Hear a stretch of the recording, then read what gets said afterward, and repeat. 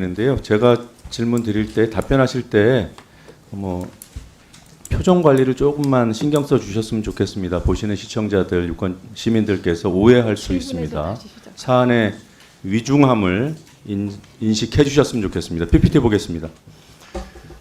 청부민원 사건의 개요에 대해서 시간이 좀 걸리더라도 짚고 넘어가겠습니다. 유희림 위원장의 가족, 친동생, 친아들, 조카, 처제 등이 포함된 가족, 그리고 유희림 위원장이 거쳐왔던 그런 조직들, 미디어연대, 경주엑스포, YTN, 이곳에서 일하는 사람들, 일했던 사람들, 그리고 유희림 위원장 친동생과 관련된 단체의 관계자, 이런 사람들이 특정 시기에 동시다발로 한 사안을 민원을 제기했습니다.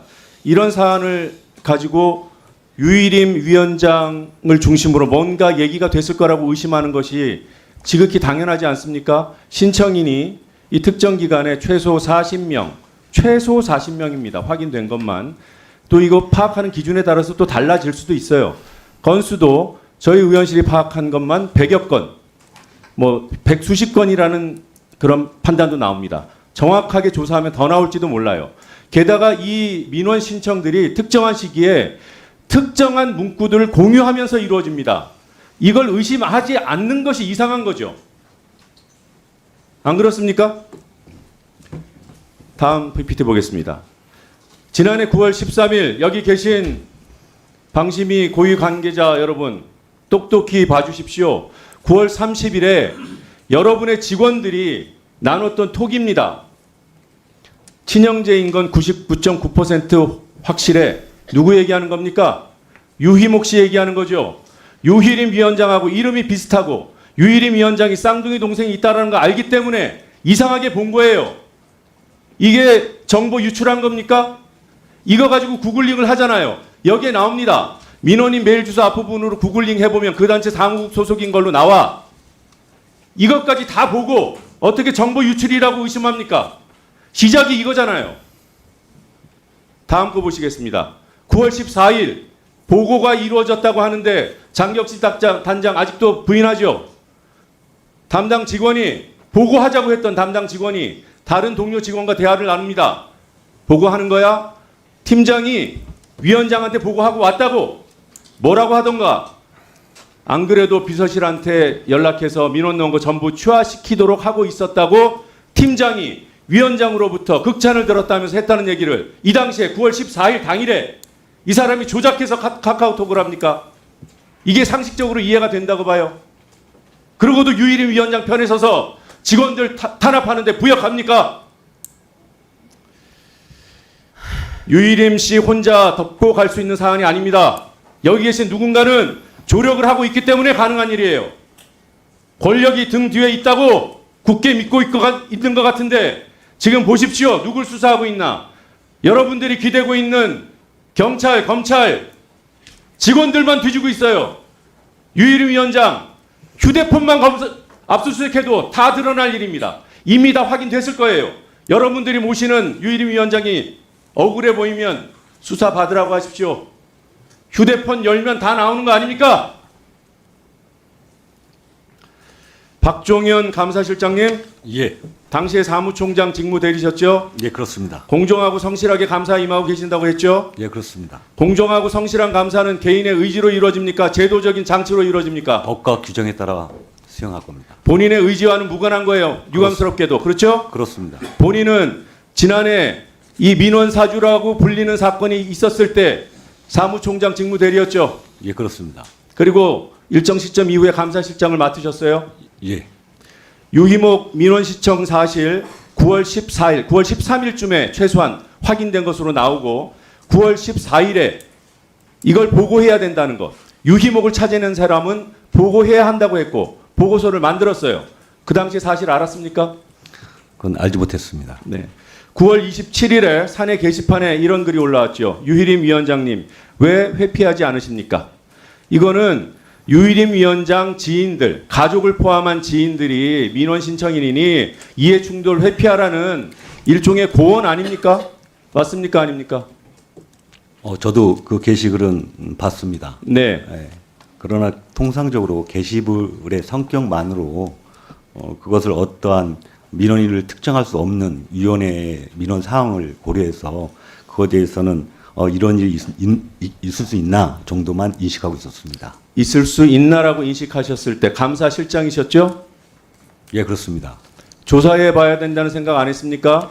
다시- 직원들이 이미 알고 있는데 제가 말씀드린 거는 통상적으로 민원을 신청할 때는 민원 신청 내용에 대해서는 안건서에 그 내용을 기재되지도 않고요. 그 안건에 있는 그 성명을 알 수도 없습니다. 다음 그에 대한 문제 사적 보여주십시오. 이해관계도 알 수가 알겠습니다. 알겠습니다. 알 수 없어서 굳이 볼 수 없는 건 이해를 해요. 그런데 의혹이 제기되면 확인해야 하는 것이 감사실장의 소임 아닙니까?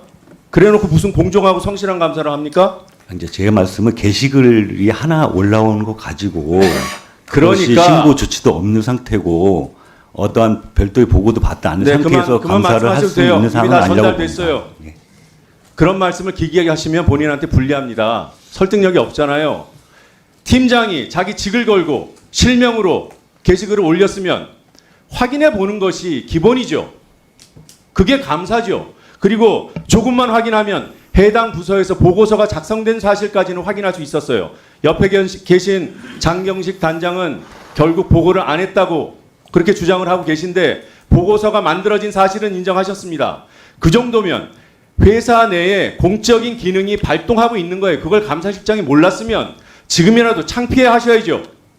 당당합니까? 말씀드려도 되겠습니까? 짧게 말씀하세요. 변명이 그 아니에요. 당시 사무총장과 감사실장을 할 때 위원회 사무처 전반에 대해서 조직 운영 및 업무 전반을 제가 챙겨야 됐습니다.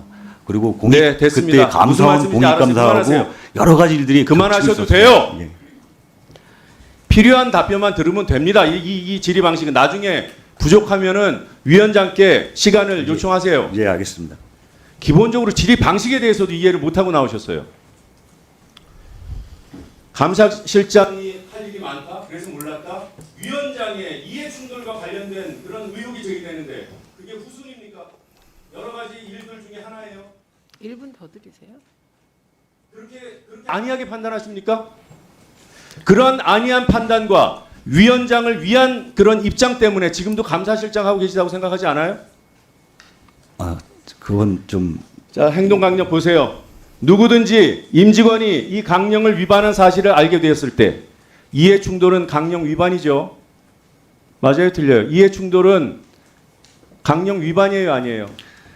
행동강령은 이전에 있는 법이고요. 이해충돌방지법은 2022년도에 새로운 신법으로 상위법으로 발의됐습니다. 그래서 이해 충돌해도 된다는 거예요. 그걸 알고도 아닙니다. 직원들이 이해충돌 그 선후 관계가 무슨 상관이 있습니까? 이해충돌방지법에 변명을 자꾸 적용됩니다. 변명으로 늘어놓으시는 거예요. 제 말씀은 이해충돌방지법. 아니 그래서 지금 이 시점에 이해 충돌 해당되는 사안을 발견했어요. 예. 임직원은 어떻게 행동해야 합니까? 여기 나오는 제16호 서식으로 신고해야 해요, 덮어야 돼요. 거기까지만 답하세요. 알았다면 신고해야 됩니다. 다만 민원인을 알 수가 없었기 때문입니다. 민원인의 정보를 누구든지 알 수가 없는 상황이기 때문에 그 게시글에 올라온 것만으로 신고 처리할 수 저 시간 2분 없다고 더 드리세요. 보여집니다. 노정면 위원님. 박종현 실장님, 예. 박우귀라는 분 아세요, 모르세요? 알고 있습니다. 박우귀라는 이름으로 민원 신청이 됐으면 의심스럽습니까? 의심스럽지 않습니까? 내용은 알 필요 없죠. 그분의 주민등록도 필요 없어요. 그냥 이걸 확인한 직원들은 유희림과 박우귀를 검색했을 뿐이에요.